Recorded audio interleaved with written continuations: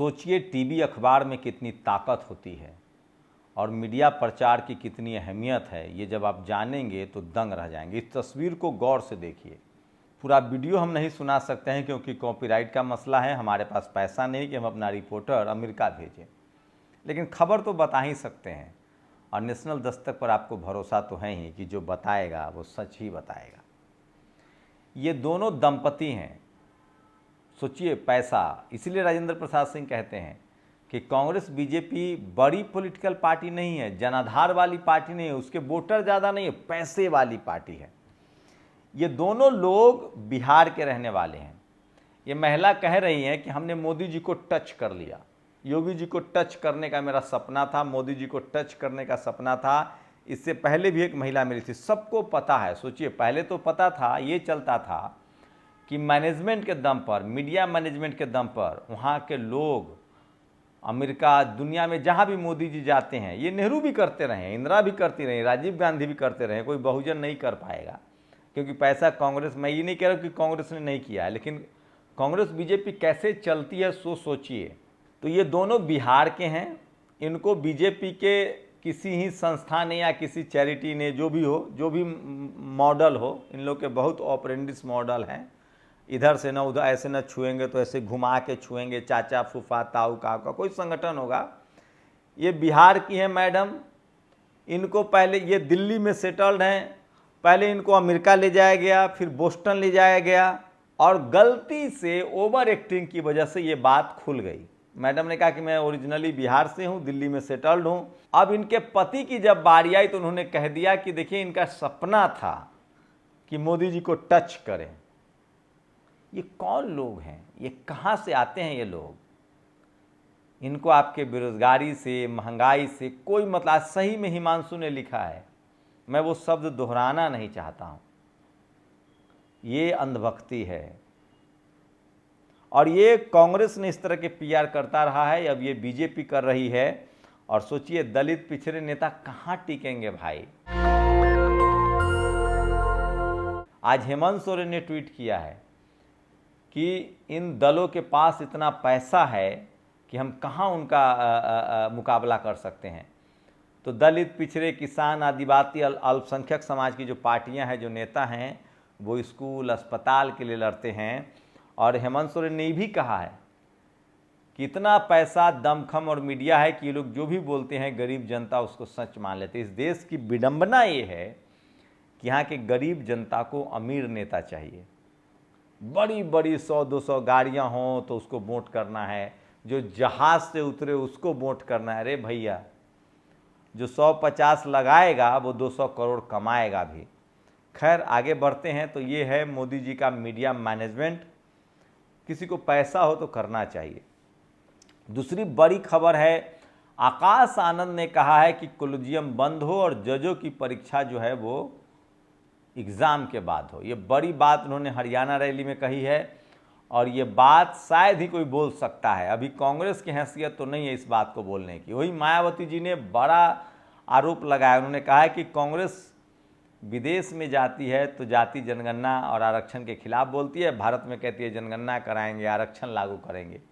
ये दो मुँहा सांप है। ये बात सच है, कांग्रेस के लोग कभी भी आरक्षण के पक्ष में नहीं। जो बीजेपी कर रही है वही कांग्रेस करती थी। मायावती जी का कल जिंद में भी बड़ी रैली है, कल पहली रैली कर रही है वो 25 तारीख को। बड़ी रैली है, आपको बता दें हरियाणा में इनेलो और बीएसपी के साथ गठबंधन है और त्रिकोणीय मुकाबला में है हरियाणा। और अगर 10 से 15 सीटें निकाल लेती है गठबंधन, 10 सीटें भी, तो मिलीजुली सरकार होगी। और ये अब बीएसपी सीख गई है। बामन मेश्राम जो बामसेप के प्रमुख भी हैं, बामन मेश्राम गुट का लुम्बिनी नेपाल में बड़ा अधिवेशन हो रहा है। लुम्बिनी वो जगह है जहाँ तथागत बुद्ध का, भगवान बुद्ध का जन्म हुआ था। तो ये भी बड़ी खबर है। और कंगना रनौत ने कहा है, सोचिए कंगना रनौत ने कहा है कि जो 3 बिल लाए गए थे किसान, जिसके खिलाफ धरने पर बैठे थे, हजारों किसान की मौत हुई थी, 1 साल आंदोलन चला था, वो तीनों बिल वापस आना चाहिए। कंगना रनौत जो हैं राजपूत समाज से आती हैं, बीजेपी की सांसद हैं और बाय प्रोफेशन एक्ट्रेस हैं, आप सब जानती हैं। एक किसान समाज की लड़की ने उनको थप्पड़ भी मारा था एयरपोर्ट पर। मैं उसकी निंदा करता हूं, ऐसा नहीं होना चाहिए, लेकिन उन्होंने कहा है तिरुपति में सोचिए, तिरुपति में शुद्धिकरण हो गया है। जो चर्बी से, जो तेल से, चर्बी के तेल से, मछली के तेल से जो लड्डू बट रहे थे, अब वो सब पाप कट गया है। ये तिरुपति में ये हो गया है। तो ये देखिए, ये जो ब्राह्मण धर्म जिसको सनातन धर्म भी कहते हैं, जो हिंदू जिसको अब धर्म कहने, पहले समय समय पर इनका नाम बदलता है। जब मुग़ल थे, जब पहले आए तो ये आर्य थे, जब बाद में मुग़ल आए तो ये लोग ब्राह्मण हुए, बाद में ये लोग फिर जब आज़ाद देश हुआ और वोट की संख्या बढ़ी तो ये लोग हिंदू हो गए, अब कहते हैं सनातनी हैं। तो ये तिरुपति में जो, जबकि भारत की पहचान बुद्ध से, तो तिरुपति में जो ये सारा कांड हुआ, बेईमानी हुई, मिलावट हुई, इसको शुद्धिकरण कर दिया गया है। मतलब होता है, कुछ टेक्निक है। सोचिए, कोई मर्डर कर दे, पाप कर दे और वो शुद्धिकरण हो जाएगा। ये बड़ा अद्भुत टेक्निक है। ये टेक्निक सबको आना चाहिए और इसी से स्कूल, मतलब जुडिशियल सिस्टम चलना चाहिए। शुद्धिकरण, मर्डर का भी शुद्धिकरण हो जाएगा, तब तो रेपिस्टों का भी शुद्धिकरण हो जाएगा, चोरों का भी शुद्धिकरण हो जाएगा। इस तरह की बातें लोग लिख रहे हैं, लेकिन मैं इस तरह की बातें नहीं मानता हूँ। उनका इंटरनल मामला है। और सोचिए कि पकड़ाना तो चाहिए था कि कौन लोग शुद्ध घी के नाम पर अडल्ट्रेशन कर रहे थे, मिलावट कर रहे थे। और इस देश में एक सख्त कानून हो, मैं धार्मिक वजह से कुछ नहीं कह रहा हूँ, मैं कह रहा हूँ कि इस देश में सख्त कानून हो कि जो वेज है, नॉन वेज है, उसके साथ कोई धोखा ना हो। अगर मैं वेज हूँ तो मुझे वेज मिले, मैं नॉन वेज हूँ तो नॉन वेज मिले, धोखाधड़ी ना हो। मैं इसके पक्ष में हूँ। और अब आपको दिखाते हैं कहाँ कहाँ लॉ एंड ऑर्डर का क्या मसला है देश में, कहाँ कहाँ क्या चल रहा है। 6 लाख मोबाइल फ़ोन बंद, 65,000 URL ब्लॉक। साइबर क्राइम रोकने के लिए सरकार का बड़ा एक्शन। जनवरी 2024 से 2024 तक डिजिटल, सितंबर तक डिजिटल 6,000 शिकायतें मिली थी।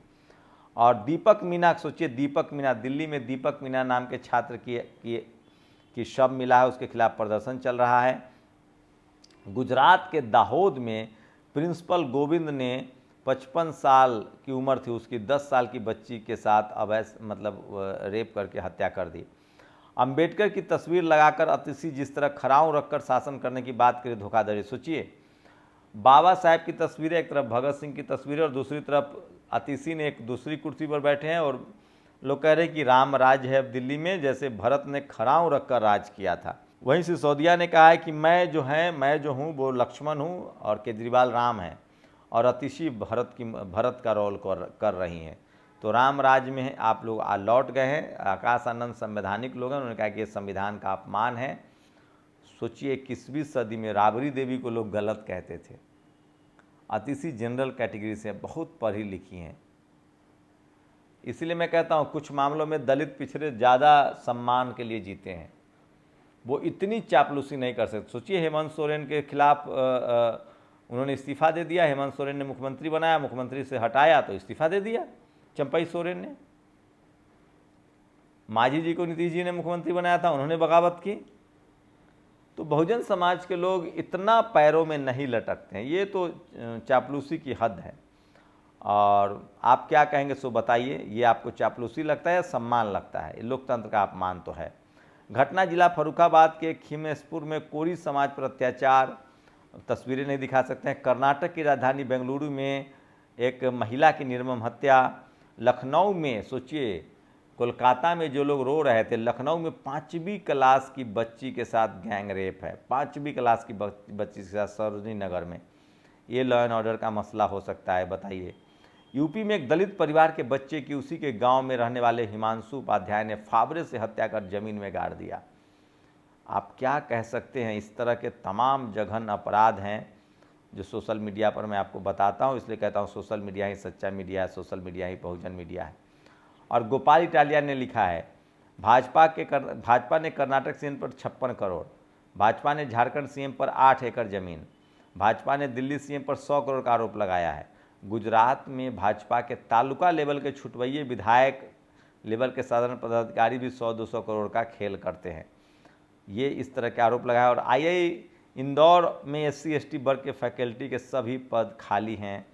और एक OBC नेता को झूठ केस में फंसाकर बदनाम करने वाले भाजपाई हो। तो देखिए, हरियाणा चुनाव के बीच कांग्रेस कैंडिडेट बरी हाईकोर्ट ने कहा गिरफ्तारी अवैध, 25 करोड़ के मनी लॉन्ड्रिंग केस में ED ने अरेस्ट किया था। तो आप अगर दलित हैं, पिछड़े हैं, किसान हैं, आदिवासी हैं, तो आपके साथ होगा। दिलीप विनोद कापड़ी ने लिखा है ड्रामा है ये, विशुद्ध ड्रामा। तो ये तस्वीरें सोशल मीडिया पर से वायरल है और इसलिए मैं कह रहा हूँ सोशल मीडिया ही सच्चा मीडिया है, सोशल मीडिया ही बहुजन मीडिया है। ये तमाम खबरें आपको देखनी चाहिए, समझनी चाहिए, आपके लिए है, आपके नस्लों के लिए, फसलों के लिए, देश के लिए। टीवी अखबार मत देखिए, वो लोग किसी की हवा बनाते हैं, किसी की बिगाड़ते हैं। टीवी अखबार का काम है, पत्रकार का काम है खबर बताना, सही गलत बताना। शुक्रिया। नेशनल दस्तक की आपसे गुजारिश है कि अगर इसको बचाना चाहते हैं तो नेशनल दस्तक को सब्सक्राइब करने के लिए रेड कलर के सब्सक्राइब बटन को दबाएं, फिर बेल आइकन की घंटी दबाएं। नेशनल दस्तक को बचाने के लिए बहुत जरूरी है कि हर खबर को शेयर करें, लाइक करें, कमेंट जरूर करें।